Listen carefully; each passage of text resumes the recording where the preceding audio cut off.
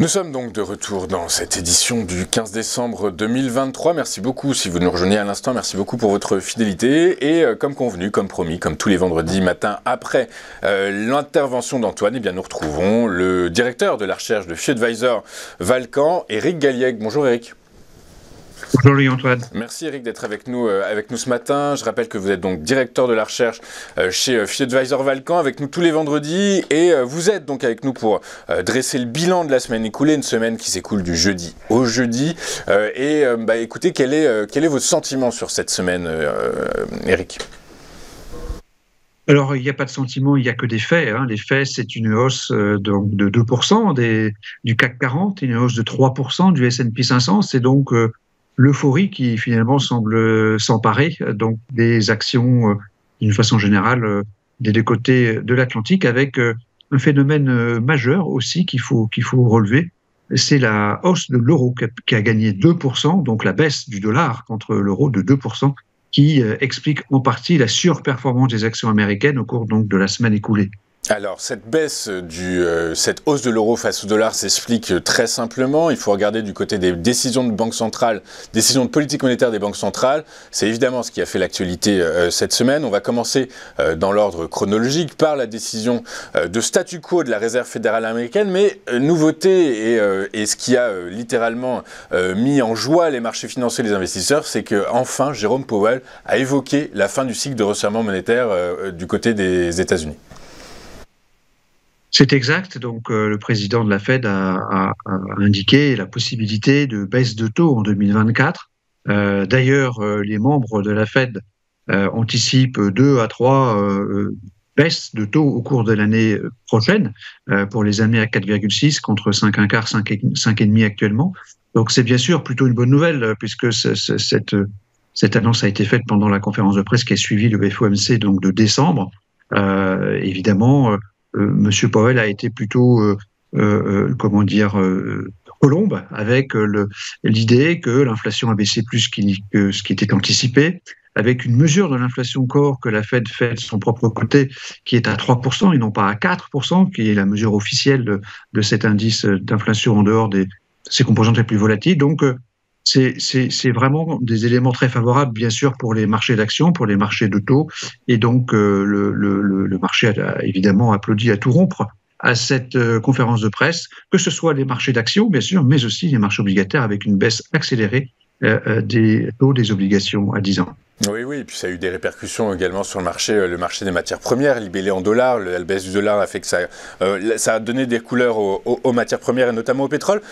Éric, juste un point sur lequel j'aimerais revenir avec vous, et vous allez me dire si vous êtes d'accord, c'est il y a des économistes qui ont dit effectivement c'est une très bonne nouvelle. Ceci étant, si on compile et on comprend, on calcule avec les prévisions de la Fed, et d'un côté on a des taux directeurs qui seraient ramenés à 4,6, 4,7, une inflation sous-jacente ramenée à 2,4, à 2,4, 2,5, du coup par la force des choses ça fait des taux d'intérêt réels à 2. Or 2%, c'est élevé, sachant que pour les économistes de la Fed, le taux neutre, dans un environnement où la croissance reste robuste et l'inflation plutôt contenue, 2% c'est beaucoup puisque le taux neutre serait à 0,5. Qu'est-ce que vous en pensez, vous ? Est-ce que ça veut dire que potentiellement un risque d'hard landing se matérialise plus que de soft landing, voire éventuellement de récession ? Ça a du sens pour vous ce raisonnement ou pas ?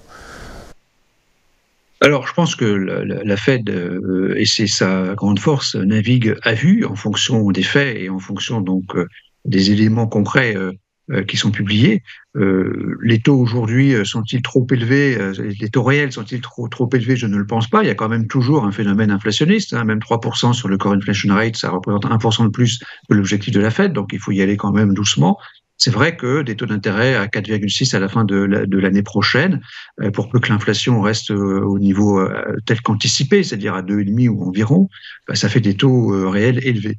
Bon, je pense que d'ici là, de l'eau aura coulé sous les ponts, comme on dit, et la Fed aura eu le temps d'ajuster le tir. Ce qu'il faut savoir aussi, c'est que un taux d'intérêt nominal devrait représenter à peu près le taux de croissance de l'économie nominale. C'est-à-dire que il n'est pas normal que le taux d'intérêt réel soit nul. Il faut que le taux d'intérêt réel soit positif d'une façon habituelle. C'est-à-dire qu'il représente, ce taux d'intérêt réel, la croissance à long terme de l'économie, quelque part. Donc, cette croissance à long terme de l'économie étant plutôt de 1 à 2% aux États-Unis, on conçoit parfaitement que les taux soient à 4,6 à la fin de cette année.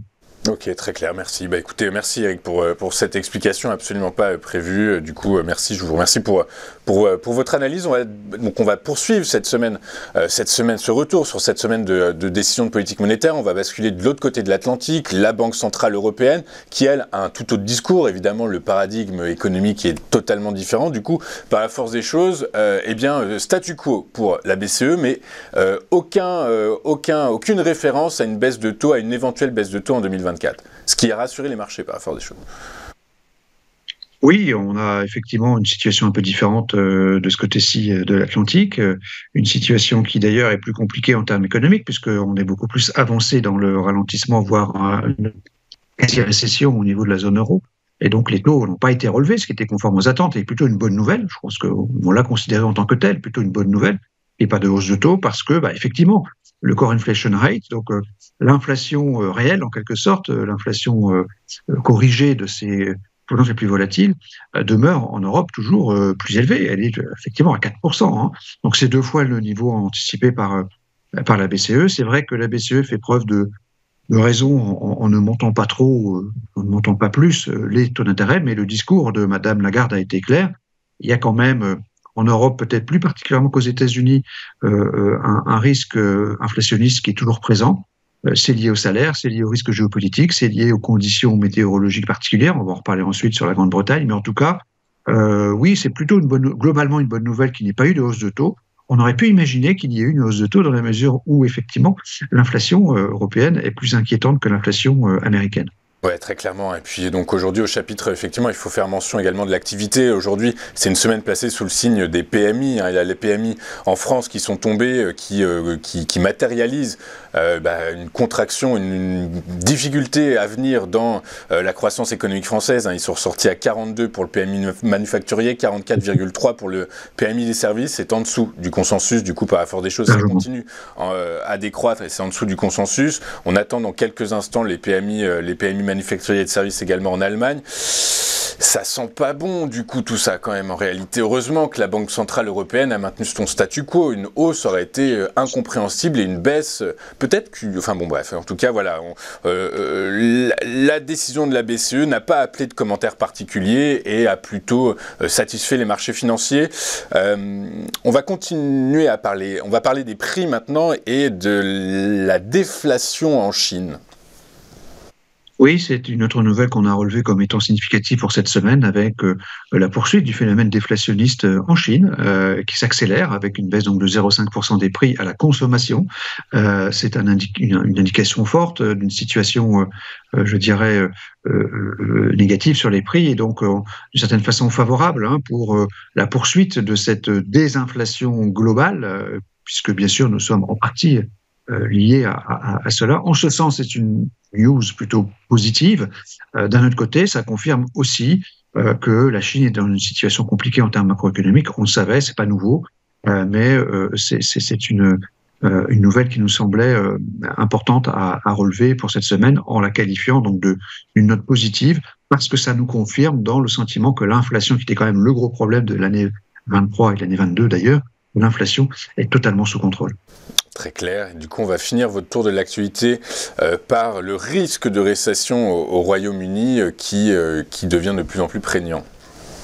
Alors oui, le Royaume-Uni publie des statistiques mensuelles sur son PIB, donc c'est bien. Je ne sais pas comment ils font, mais ils arrivent à publier chaque mois un PIB. Donc un PIB qui a baissé, qui a baissé de 0,3% sur un mois. C'est la deuxième fois depuis le début de l'année, puisqu'on avait baissé aussi au mois de juillet. Ça montre que c'est compliqué en Grande-Bretagne, au Royaume-Uni plus généralement. C'est compliqué ce mois-ci, plus particulièrement pour des raisons un peu exceptionnelles, parce qu'il y a eu des conditions météo très particulières, donc un mois particulièrement pluvieux, avec des inondations un peu comme chez nous. Et donc, ceci explique en partie cette récession, ou cette quasi-récession britannique, qui nous ramène au sujet abordé justement sur les PMI français, l'Europe dans son ensemble, y compris le Royaume-Uni, est dans une situation quasi-récessive, ce qui, bien sûr, est plutôt négatif. C'est en ce sens que nous avons noté cette actualité. Oui, très clair, et on le comprend tout à fait. Donc, si on fait la synthèse de cette actualité, elle reste positive, plus 2, oui, c'est positif, donc. C'est plutôt positif, c'est positif. Monétaire, hein. Il y a trois informations ou 3 news qu'on a considérées comme monétaires, y compris donc la baisse des prix en Chine, qui sont plutôt favorables. Donc, évidemment, plus 3, c'est très positif. On a compensé ça en partie par le risque de récession au Royaume-Uni, donc ça nous fait plus 2 à nouveau, en raison donc de ce cadre monétaire qui est en train de se retourner, de ce pivot, comme ont anticipé un certain nombre de personnes il y a un an, ce pivot qui était attendu en 23, qui va se réaliser en 24, et qui, effectivement, est plutôt favorable pour les marchés financiers, bien sûr, mais aussi pour la sphère réelle. Eric, est-ce que vous avez 1 minute devant vous ? Bien sûr. Ok, très clair, parce que dans 1 minute, les PMI allemands vont tomber. Du coup, par la force des choses, j'aimerais bien avoir, si possible, si vous êtes d'accord, vos commentaires suite à cette publication. Juste avant, donc c'est dans 45 secondes, vous allez nous expliquer quelle est donc finalement votre recommandation d'investissement suite à cette évolution de votre perception de l'actualité. Alors, notre recommandation, elle est aujourd'hui fondée sur des indicateurs donc de price momentum, sur des indicateurs de dynamique de prix. Ces dynamiques de prix sont mesurées par des algorithmes élaborés que nous mettons à jour quotidiennement sur 2500 instruments financiers. Et donc, la synthèse apparaît sur ce graphique avec finalement donc l'évolution du spread momentum, donc c'est-à-dire l'écart entre les sociétés qui sont positive en termes de dynamique des prix ou négative, donc à l'achat ou à la vente. Donc on voit que la synthèse est plutôt positive. Nous sommes donc plutôt à l'achat sur les actions aujourd'hui, suivant donc cette dynamique des prix qui reste effectivement aujourd'hui structurellement plus importante que l'analyse de la valeur des entreprises et que l'analyse du risque, qui est une autre activité, un autre domaine, qui est importante aussi, bien sûr, mais aujourd'hui, nous considérons donc que cette notation du risque s'est légèrement amélioré, hein, comme on le voit cette semaine. Donc le risque diminue un petit peu, alors que la dynamique des prix est clairement haussière. Donc nous recommandons aujourd'hui à l'achat les actions. Très clair. Bah écoutez, merci Eric. Du coup, on va revenir. Donc, ils viennent de tomber, les PMI flash pour le secteur industriel et le secteur des services allemands. Pour le secteur manufacturier, le secteur industriel, il est ressorti à 43,1 quand le consensus l'attendait à 43,2. Et le mois précédent, pour le mois de novembre, ils étaient à 42,6. Qu'est-ce que vous retenez ? Le fait qu'il remonte un peu par rapport au mois dernier ou qu'il soit en dessous du consensus ? Alors, sur d'autres statistiques allemandes, on a compris qu'il y a une forme de stabilisation sur les indicateurs avancés, hein, donc ceux qui préfigurent de l'évolution future de l'activité. Donc, on a le sentiment plutôt d'une stabilisation à niveau bas et peut-être éventuellement d'un début de recovery, puisque bon, finalement, le point bas du cycle conjoncturel devrait être touché au cours du premier trimestre et du premier semestre 2024. Donc, ces indicateurs avancés qui préfigurent entre 3 et 6 mois, donc l'évolution des indicateurs réels pourrait commencer à se stabiliser, voire à remonter. C'est le cas en Allemagne, c'est moins le cas en France. Après, c'est quand même un peu stupide de commenter un écart entre une anticipation et une réalisation sur 0,1 point de PMI. Donc, je ne considère pas qu'il y ait vraiment une mauvaise surprise sur l'Allemagne, elle est plus nette sur la France. Du côté des PMI industriels, par contre, sur les services, c'est différent, si je me fie à ce que vous venez de dire, puisqu'ils sont sortis à 48,4.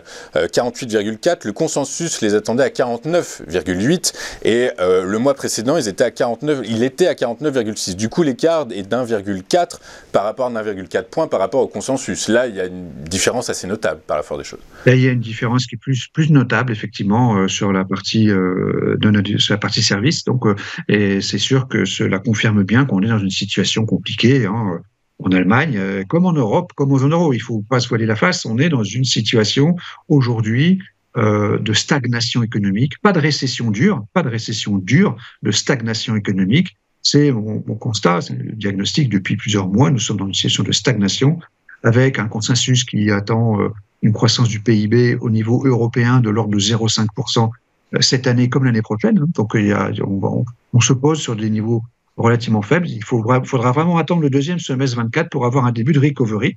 C'est ce qu'anticipe le marché, sachant que le marché est quand même très focalisé sur ce qui se passe Aux États-Unis d'abord. Et donc aux États-Unis, c'est vrai que le ralentissement, il va se réaliser vraiment au quatrième trimestre ici et au premier trimestre de l'année 2024, où on touchera un point bas, probablement autour de 0 sur le PIB américain, avant de remonter progressivement. Et je viens de consulter les données trimestrielles de 0,5 points par trimestre jusqu'à la fin 2024, et donc pour avoir une année 2025 qui sera en plus forte croissance aux États-Unis. Ok, très clair. Bah écoutez, merci Eric pour toutes ces explications, votre analyse, vos analyses et votre travail. Vous êtes directeur de la recherche chez FeedAdvisor Valcan avec nous tous les vendredis et je vous souhaite une excellente journée, un très bon week-end et je vous donne rendez-vous la semaine prochaine. Merci Eric. Nous, on marque une rapide courte page de publicité. Juste après, nous ferons notre point bourse, notre traditionnel point bourse avant d'ouvrir notre magazine, notre bimensuel dédié aux matières premières agricoles, le Minimag de la lettre de l'acheteur. À tout de suite sur TV Finance.